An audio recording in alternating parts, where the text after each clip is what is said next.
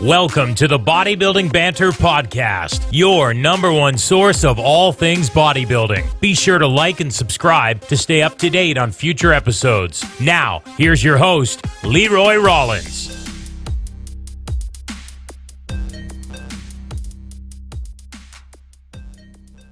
All right, people, welcome to the podcast. I'm here with my man, Brandon. How you doing, buddy?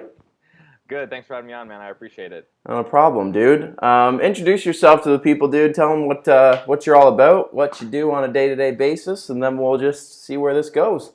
Sure, for sure. So like Leroy said, my name is Brandon Wadas. I'm a professional natural pro. I turned pro in 2015. I've been competing since 2011. I had to think about that. And I coach full-time now. Just over a year I've been coaching full-time for Team Iron Management. I've been coaching since 2015 as well. And I'm also a Core Nutritionals sponsored athlete. So for those of people that know natural bodybuilding, probably know of Core through Doug Miller. And I've been working with Core since 2017 officially. Right on, man. So go back to young you and where kind of the desire for bodybuilding, because this is as niche can be sometimes, right? So where did that come from? Right. So throughout my childhood, I played baseball from the age of 4 through high school. So from 4 to 18, I was all focused on baseball, and I lived and breathed it. And then after high school, I decided not to play in college. I just didn't have the desire to go on and play. Right. Just because I was good, but I knew I wouldn't go any further than that. So I decided just to focus on academics in college. And then I realized, man, without baseball, I really don't have a whole lot going on. So what I always had a passion for was working out in general. I always really liked to train hard, whether it was for baseball or for whatever.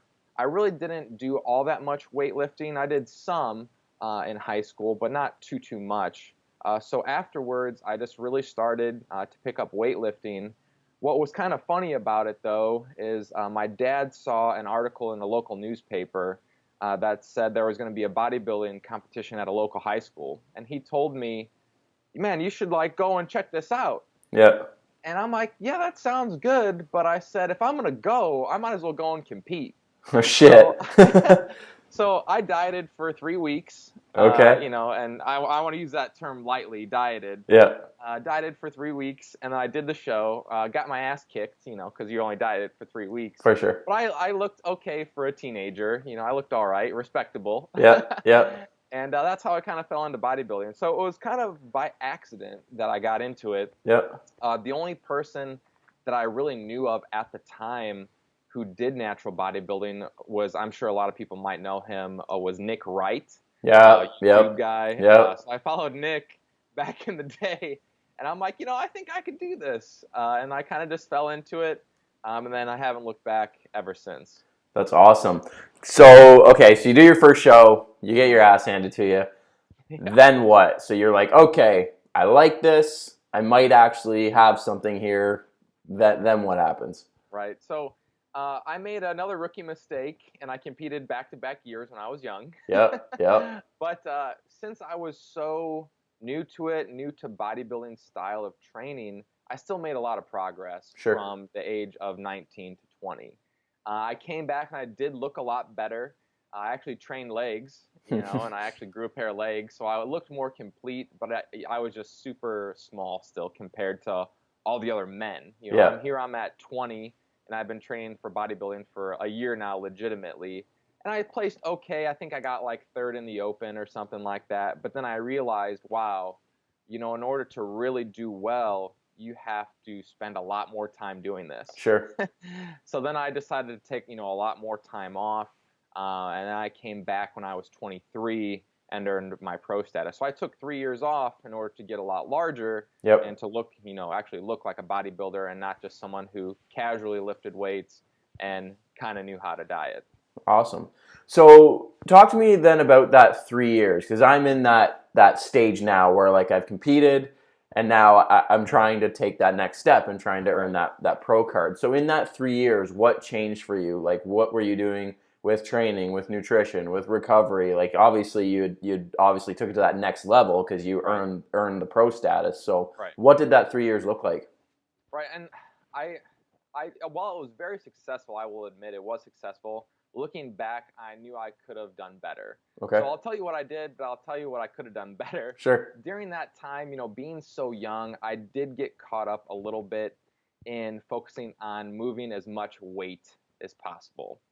And I think that's just the young ego mentality of all kids. Yeah. Like, we want to see how much weight we can move. And I was running like powerlifting-esque style programs with bodybuilding stuff on top of it. Yeah. So I got super strong, but it didn't really correlate to a ton of muscle growth.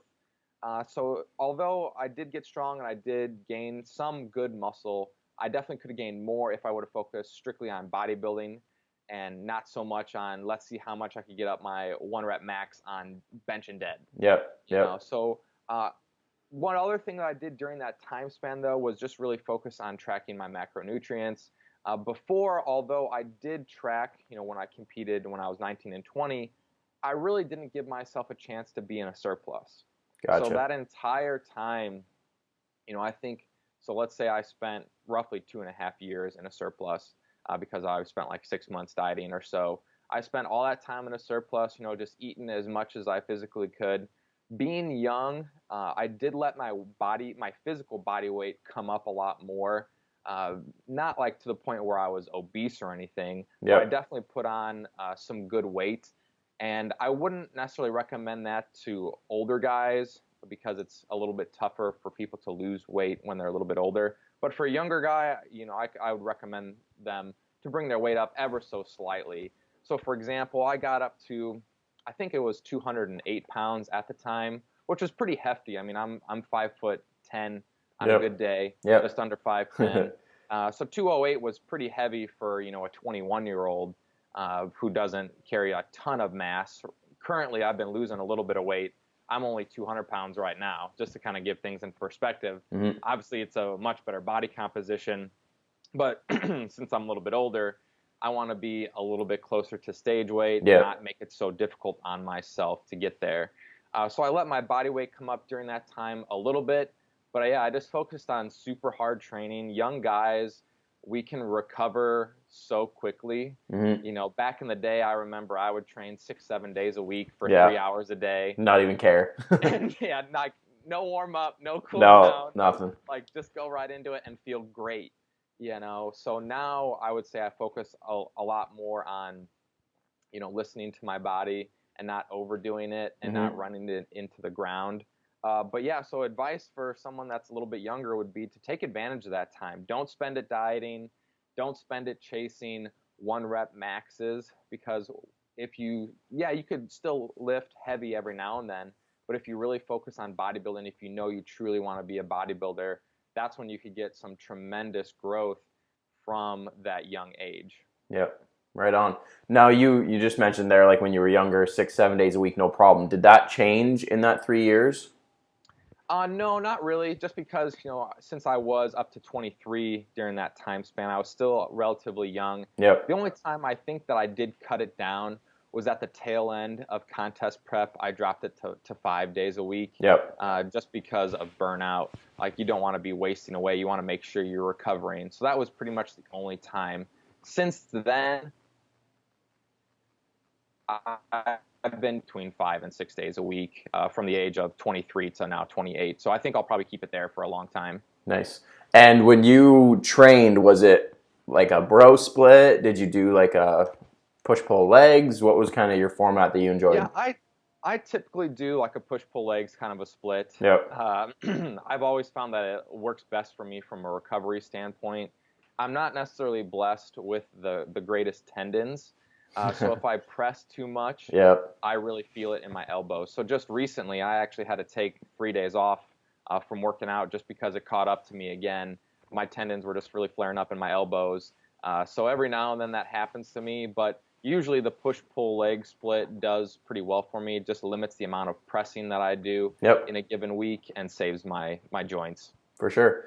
And with nutrition in that 3 years, you said you were tracking pretty religiously.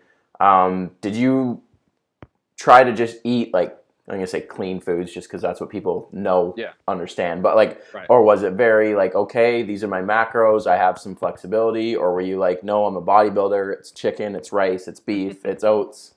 No, definitely very very loose. Not like going out and eating donuts all the time, but yeah, I ate whatever I wanted.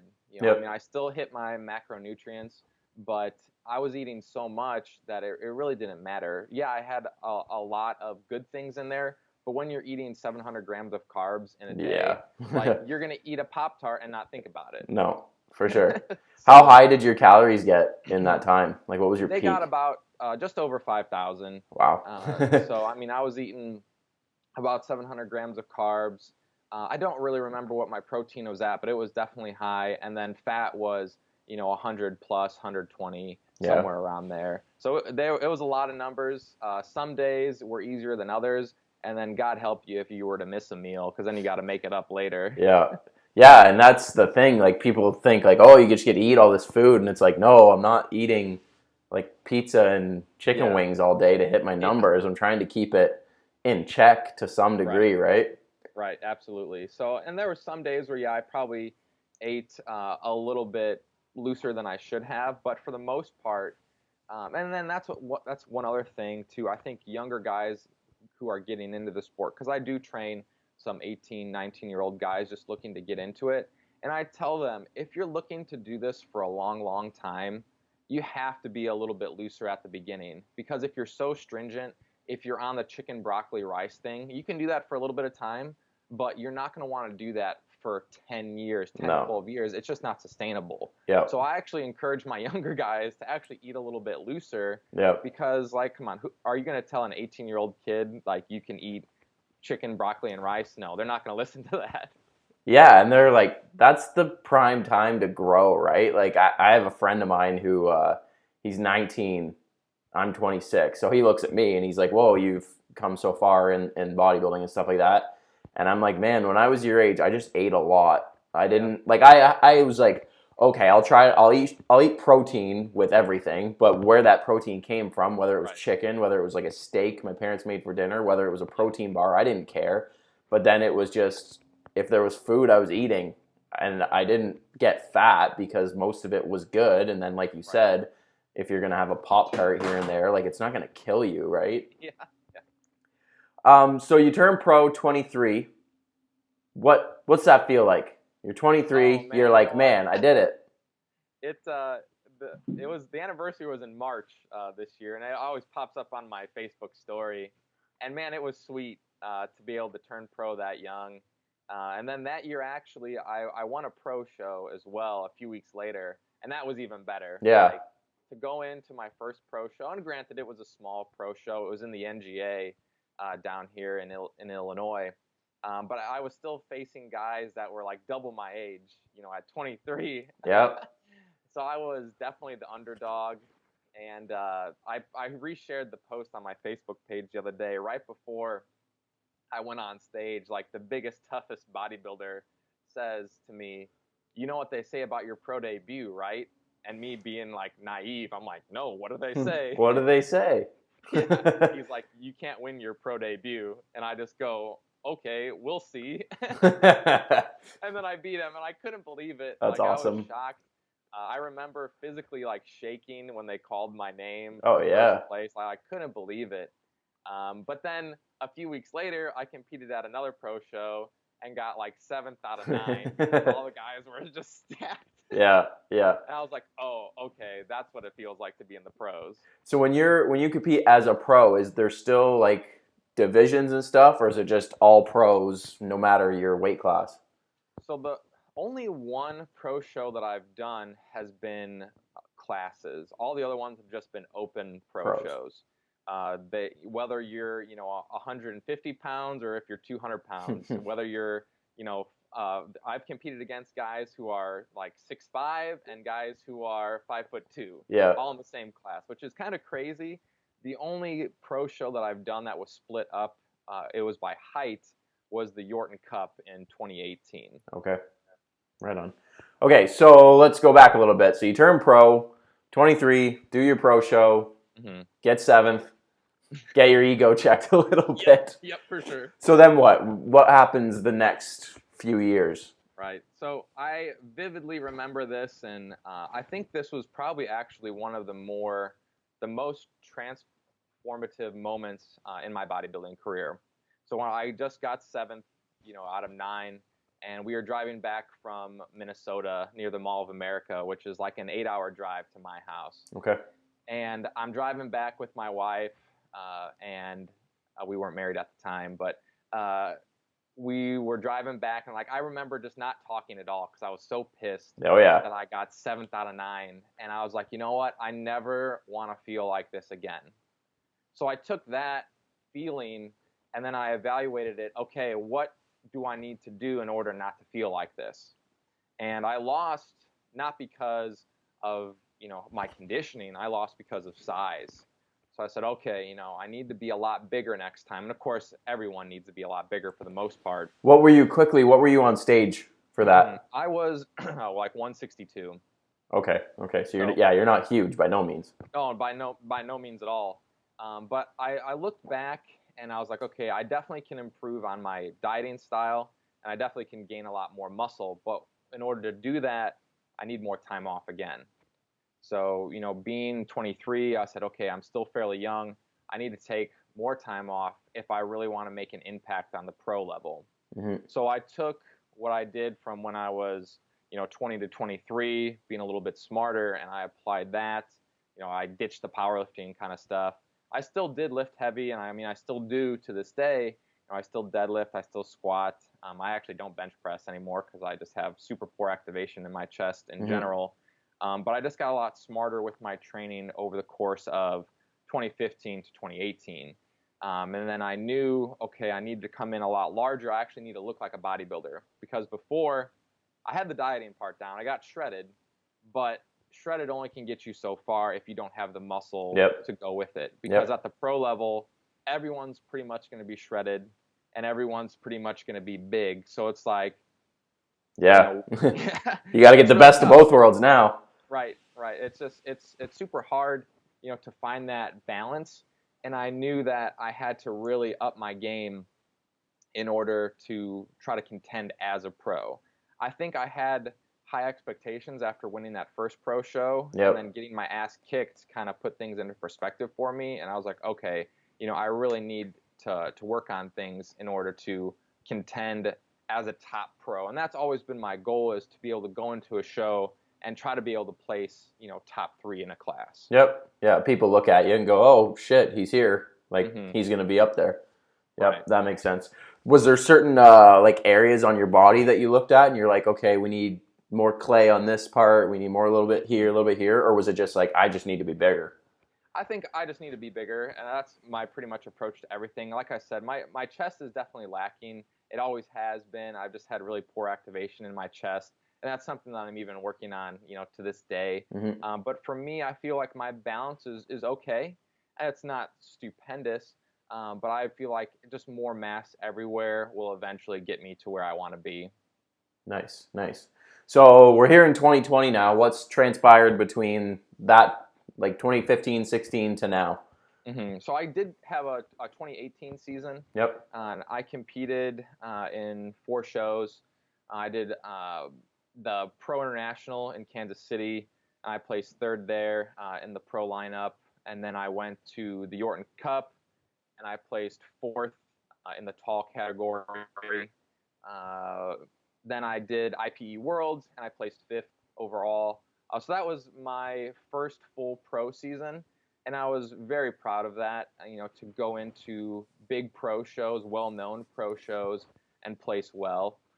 So after that, I decided, okay, I did pretty well. I was kind of knocking at the door in the top of every classes.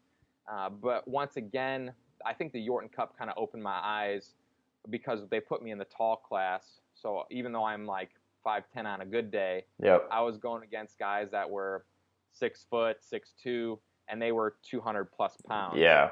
And although I was about 170, when you're giving up 30 pounds to guys in the same class, you're like, damn, like, Yep. I got a lot more work to do. So Yeah. once again, that was kind of eye-opening. Not that I'm going to be 200 pounds on stage any time in my life, probably. But I know that I still need to work on just getting larger and larger.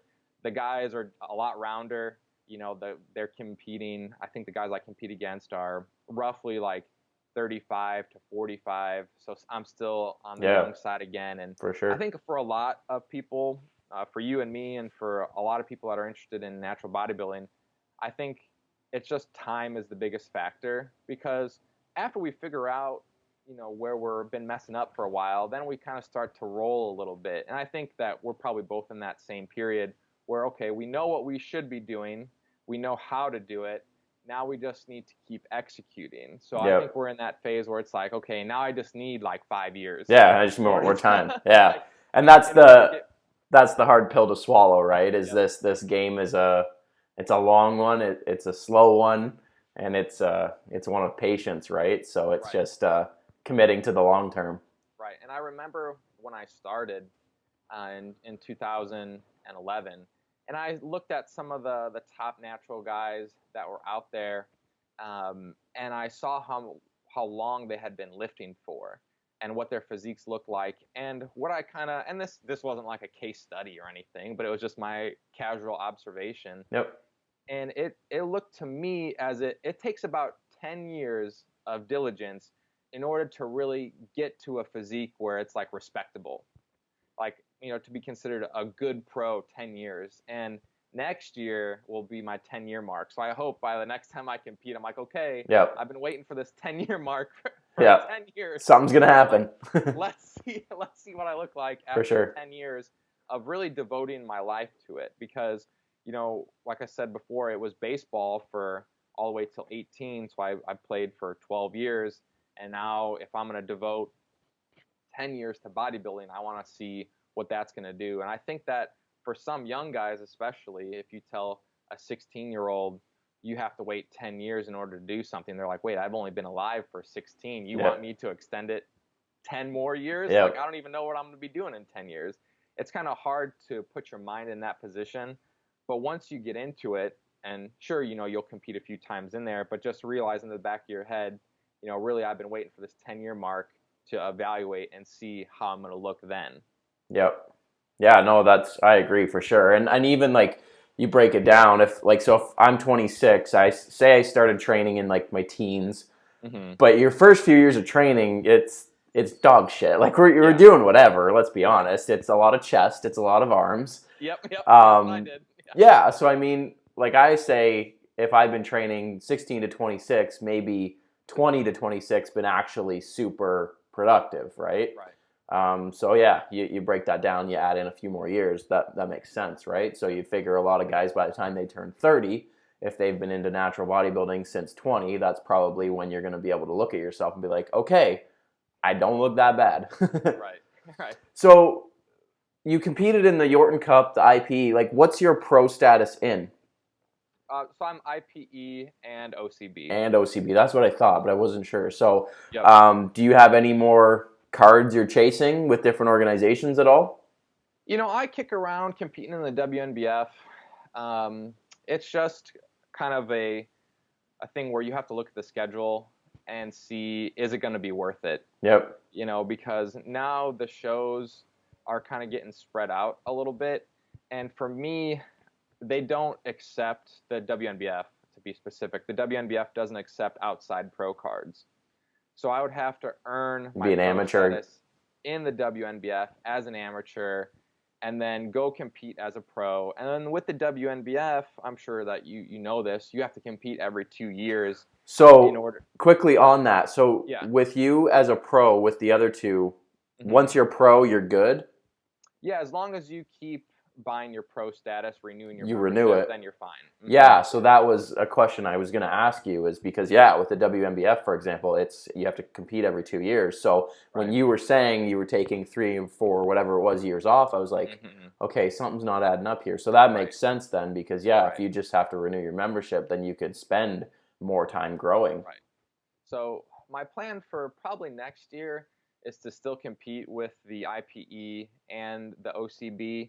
I just don't think it would be beneficial to seek a WNBF pro status just yet, because if I'm going to do that, I'll want to compete every 2 years, and my physique is just not at the point where I'm going to be competing every 2 years. So I wouldn't want to earn it and then lose it right away. It would be kind of pointless. Yeah.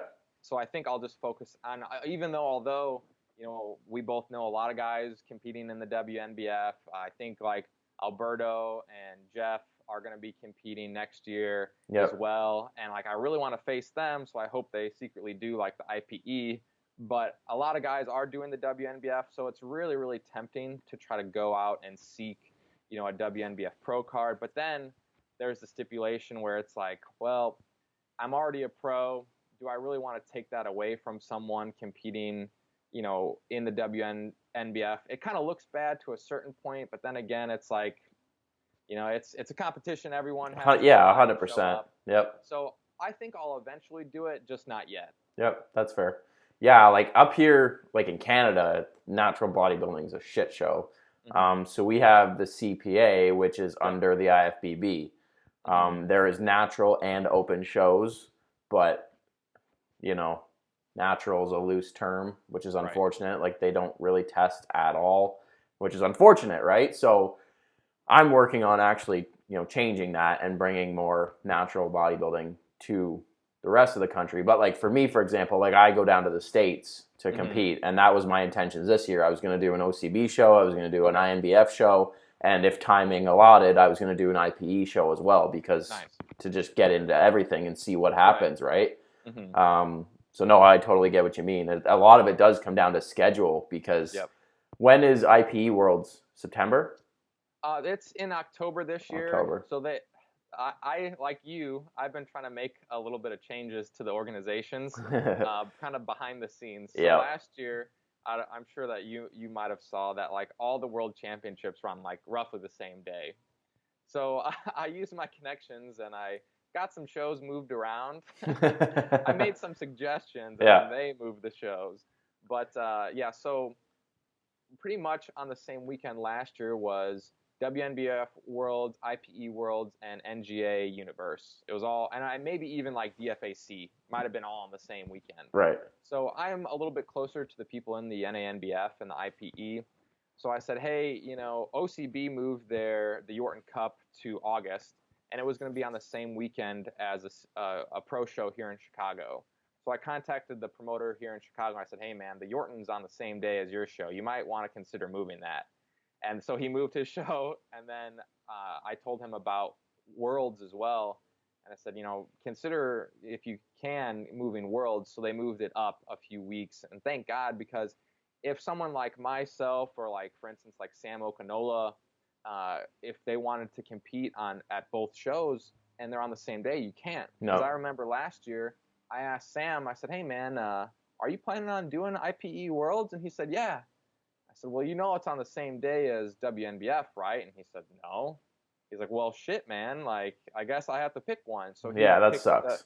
He picked WNBF, it's kind of unfortunate, but now they moved it. So hopefully things will work out in the future where if someone is a pro in multiple organizations, they can try and go and compete where they want to. Yeah. A lot of people recently have been talking about trying to really push for like a pro show wherever you are. You know what I mean? Like having any pro from any organization and having, I can't remember who was talking about it. It was like an interview or something I was watching, but they were saying like the problem with like natural bodybuilding, like in IFBB, you have your Olympia. Whereas like a natural body, you have your IPE Worlds, you have your Yorton Cup, you have your WNBF Worlds. We need like one encapsulating show that everybody's in agreement. Let's all fund this big event, even though we're separate entities, we all believe in, we all still believe just natural bodybuilding. It's just in a different form or another. So I don't know if you heard about it yet, but there is a show next year that's going to be like that. Or it might actually be, it's actually this year. It is this year. It's the first time they're doing it. It's a very well-known bodybuilding show. It's just changed hands multiple times, the Mr. America. Okay. So the gentleman, he is a promoter in the INBA, PNBA, but it's not going to be a sanctioned show. So it's not going to be under any organization. It's in October this year in Atlantic City, I believe, which is New Jersey. So what it is it's open to any pro. You have to be invited. So it's like an invitational only kind of a thing. And it is drug tested under WADA. So that's the only stipulation. Like you have to have a pro status and you have to be able to be drug tested under WADA. So next year, it might be a show that I would do. We'll see how it goes this year. So he bought the rights to Mr. America because obviously bodybuilding, we know like Mr. America has been around forever. And then it kind of just stopped suddenly, you know, in like the early 2000s or so. And then it kind of happened and then didn't happen and then just kind of fell off the face of the earth. So this guy recently bought the rights to it and is trying to make like this all-encompassing show open to any natural pro. So I doubt that it's going to be huge this year.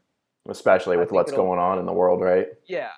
But I think, you know, if they do have it, that it'll, you know, test them out a little bit to see what they need to work on. And then next year, I think it'll be a little bit larger. So we'll see. But that's definitely one on my radar for next year, you know, if I'm going to be competing, which I definitely plan to. Yep. Did you have any plans this year at all? Oh, no, not at all. Okay. No, just because here within a month, not even, we're going to be having our first child. Hey, congrats. Yeah, thanks. So I did not want to be dieting at any point. Smart man. So because sleep will be at a premium, Yeah. I'm sure. Yeah. So I mean, this mini cut is pretty much the only thing that I'm currently doing that's going to be considered dieting, and I wanted to be over and done with that before my daughter is born anyway. So yeah, next year was always the plan, just because it'll be 3 years again. And next year was the earliest I was even considering competing. I was even thinking about 2022. 2022 still on, you know, it could happen, but I really would like to compete next year. It just kind of depends on how it is raising a child. Mm-hmm. So 2022, like even that sounds so far away. And, you know, we talked about earlier, if you tell a 16-year-old it's going to take you 10 years, they're going to freak out. How do you have that conversation, like with clients, with yourself, and like understanding that this is going to take time and you're not going to see the fruits of your labor, especially in the off season? Like, let's be honest, in the off season, like you might as well stop looking in the mirror for a little bit because you're not going to see what you're hoping to see. Like, I'm not going to wake up one day and be like, damn, I look good now, right? So how do you kind of navigate that whole mindset? And that right there is probably the toughest thing to do as a coach, is to convince someone that they need years of work. You know, you can say everything that you want, but it's up to the person in order to believe in themselves and believe in the process. And, you know, I've definitely lost some people along the way because I've told them, hey, you know, you definitely need some more time in order to compete. And I know everybody loves the stage and loves to compete, and so do I, don't get me wrong, but I love to win more than I like to compete. I like that. I'm going to write that down. That's good. Yeah. And I mean, even in my bodybuilding career, I've definitely lost a lot more than I've won, but I've still done fairly well. I understand that people want to get back to the stage, and that's, you know, it's fun, but for me, it's always been about the chase to the top. Yep. And I know that in order to be one of the best, that I need to take a long time off. So for me, like I said, when I was 19, I told myself 10 years. And it was just kind of an understood thing. And it's never been something that I've thought about before, like, oh man, 10 years, like, give me a break. I'm like looking forward to 10 years of work. Yep. So my mentality is probably a little bit different than most. And because of the way that I operate, which is, okay, you know, we're just going to get this done today and then move on to whatever else I'm doing. Now, although I am a professional bodybuilder, although I coach bodybuilding, you would think my life would revolve 100% around bodybuilding, but it really doesn't. So when I'm in the gym, I'm really focused. When I'm doing my computer work, I'm really focused. But then outside of that, I'm just a normal person. Like, I watch cartoons, I watch TV, whatever. Like, I watched The Last Dance just like everyone else in the nation yesterday on Michael Jordan. Like, I've been watching that all the time. So it's about, focusing on bodybuilding when it's necessary, but then turning it off when it's not, because I don't need my 24 hours in a day to be bodybuilding all the time. Now, granted, doing something like this, I love talking about bodybuilding. Don't get me wrong, you could probably tell. But afterwards, I'm not going to think about bodybuilding, all day, every day. It's Yep. so it's kind of, I think some people actually don't understand how little time actually needs to go into it. When you think about, oh, you're a professional bodybuilder, you must work out for 8 hours a Yeah, day. that's what everybody says, right? Like, oh, you must work out all day. It's like, no, I just work out hard for the time I'm in there. I work out hard, and I think an hour and a half is about the time that I average in the gym. Yep, I would agree. And then, yeah, sure, I spend time cooking my food and all that, but really it's an hour and a half in a given day. But what people don't understand is when you do that for 10 years, Yeah. if you do an hour and a half for 10 years, you're going to see progress. And getting back to, how to convey that to someone in the off season, and it's even hard for like myself. So yeah, I look at myself in the mirror, and like you said, it's hard to tell. But every time that I compete, it's like, wow, I look a lot better. Yep. And damn, I look a lot better. It's been 3 years, but man, I still look a lot better. So it's taking that feeling and applying that every single time. And it's applying those techniques that you used. And even right now, I know I'm more muscular than I was in 2018, but I don't necessarily see it visually quite yet. Even though I am 200 pounds, I'm just like, I'm still kind of fat. Like, it's hard to tell where I've gained the muscle. Yep. Underneath, you can feel like, okay, I think my chest is a little bit bigger, but you don't really know until you get peeled how it's going to look. Exactly. So it's really hard to convey, but it's just about believing in the things that you're doing. If you think that your methods are correct, if you think that your diet's on point, then once again, you just have to give yourself that amount of time and see what happens. You think it's important being able to switch it off and on when you need to? I think so. I think when I was a little bit younger, I focused on it way too much. I think that's me right now. Just listening to you, I think that's me right now, where it's, every waking hour is like, am I doing this? Am I doing this? Did I do this right? Am I doing this? Is this hindering me? Is this helping me? Right. And I think it can be overwhelming.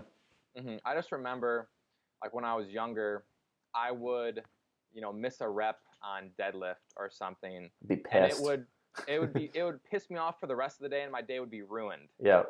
And it would really upset me just because I wanted to maximize everything in a given workout. And now I miss a rep, and I'm like, whatever. Like, I just shrug it off because I know in the long run that one rep is not going to make or break my bodybuilding career. And I think I'm just a lot better off for it. I think before I just stressed way too much on the individual sets and the reps and my macros, even to a point where if I didn't hit the exact gram, it was going to ruin me. And now, don't get me wrong, I mean, even in my off season, I probably track a lot more strictly than some people even do during their contest preps. But right. It's still to a point where if I'm at my in-laws' house and my mother-in-law makes chocolate chip cookies or something, I'm going to eat a cookie because, I'm a person. Yeah. I'm not going to turn down stuff in an off season. But then when contest prep comes, that's when you start denying yourself of certain things. And you say, not this time. But during the 3 years that I'm off in a surplus, give me that extra cookie. Pass the cookies. Yeah. No, that's awesome. I think that's a valuable insight. Especially for someone like myself who's kind of like I would say if there's like 5 stages in bodybuilding, like say you're like stage 3, I'm still stage 1, stage 2. And it's interesting listening to everything you're saying that I can reflect on and be like, oh yeah, like I'm still like a kid almost in the sense in the journey. So it's very interesting because I catch myself, getting pissed off about that rep or, looking at the macros a little too extensively or denying myself when I'm 10 months from the stage and I'm like, no, like why can't you have that cookie? You know what I mean? So it's very interesting. I think that just comes with maturity as an athlete, right? Absolutely. I think just as a person too. Yep. You know, I mean, I would say every year I get a little bit more mature. I'm not saying I'm the most mature person as it is. Like I said, still watch cartoons, you know, every week. Yeah. But, Hell yeah. I think it's just, you know, growing up and realizing what is important and what's not, and, you know, what's really going to make a positive impact on your life and what's not. And I think, you know, me being a father soon, like it's going to put me at a different level again. Yeah, because 100%. I'm going to realize, you know, hey, I have a family to support. I have a daughter to raise. I'm going to be taking care of her all the time. Like, I'm still going to get my training in and I'm still going to get my diet in, but that's going to take way more precedence than anything else in my life. Yep. Yep. No, that's awesome. All right, dude. We're almost an hour in. That was awesome. Yeah, it was great. You know, I didn't really know where we were going to go with this, but I like the free form questions. Yeah. Just kind of rolling with it. My wife was like, "Do you know what you're going to talk about?" I said, "No, bodybuilding, but we'll see." We'll figure it out as we go. And I think that's how I like doing these things. Like sometimes, like, you know, I'm more than happy to do this again with you. And then it becomes like, okay, let's get some Q&A on both ends and we'll ask some questions and we'll have a little bit more formal to it. But honestly, like just two guys chatting about what they love is sometimes more entertaining than anything else, right? Oh, yeah. Cool, man. Plug your Instagram and stuff. Where can people find you? Oh, yeah. So I just changed my Instagram name. So it's up to date. I love it. My new Instagram name is The Natty Guy. So I'm on Instagram. I'm on Facebook under Brandon Wadas. My coaching business is Team Iron Management. I do have a YouTube channel. I've been kind of off on there lately, but I usually post, you know, a couple videos a month, more or less. They're just about kind of talking points. When I do start my contest prep next year, I'll do weekly videos, kind of like an update series, like I've done in the past. Cool. So next year, when I go to compete, things will be a little bit more, you know, religious with the YouTube posting. Nice. And coaching wise, are you full right now, or are you still willing to take on clients? Oh yeah, I'm always willing to take on clients. I do screen people beforehand, you know, so it's a pretty extensive screening process. So yeah, I'll have them fill out the application. We do a video call. Cool. That's about this long, you know, 45 minutes, and then we see if we're a good fit. If we're a good fit, then yeah, you know, you're more than welcome on board. You know, sometimes the calls end with, I don't think we're going to be a good fit for each other, and we kind of go our separate ways. But that's how I like to do things, just because, you know, we could be across the country, we could be in different countries like we are, and it just allows you to kind of get a better feel for someone, especially not knowing them beforehand. Awesome. All right, people, you heard it there. Give them a follow, and if you're interested in coaching, you guys might be a good fit. I appreciate everybody for watching the podcast, and be sure to subscribe, follow us on Instagram, obviously, and we'll see you guys in the next episode.